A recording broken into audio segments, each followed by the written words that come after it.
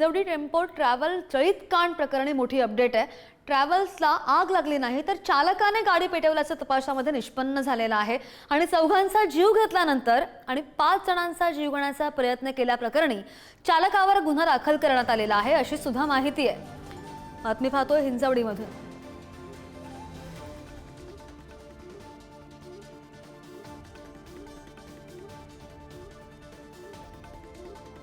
वय 54 वर्षे यांनी घातपात रचून केमिकल बेन्झिन सोल्युशन आपल्या त्याच कंपनीतून आणून 1 लिटर बेन्झिन सोल्युशन स्वतःच्या ड्रायव्हिंग सीटच्या खाली ठेवलं होतं आणि त्याच्या खाली कापडाच्या चिंध्या ज्या कंपनीत त्या प्रिंटिंग कंपनीत वापरल्या जातात त्या चिंध्या ठेवल्या होत्या आणि बनाव करून प्लॅन करून आगपेटी लावून त्यांनी तो ब्लास्ट घडवून आणलेला आहे। ज्या ब्लास्टमध्ये 4 लोक हे मयत झालेले आहे।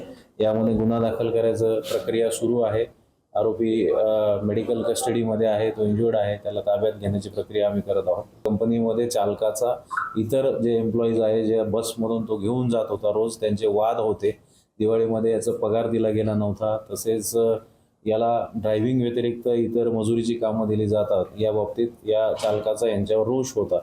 या सगळ्या टेस्टिमोनीवरून फर्दर इंट्रोगेशनमध्ये आम्हाला माहिती मिळाली आणि आरोपीने गुन्ह्याची कबुली दिलेली आहे। आणि हे प्रकरण काय आहे, काय नेमकं घडलं त्यावर सुद्धा आपण एक नजर टाकतो ग्राफिक्सच्या माध्यमातून। चालकानेच घातपात करून आग लावल्याची माहिती आहे। बेन्झिन सोल्युशन वापरून हा स्फोट घडवला अशी सुद्धा प्राथमिक माहिती समोर आली। चालकाने कंपनीमधूनच बेन्झिन सोल्युशन आणलं। कंपनीविषयी चालकाच्या मनात राग असल्याची माहिती सुद्धा समोर आली आहे। दिवाळी होती आणि दिवाळीला चालकाचा पगार न दिल्याची माहिती आहे।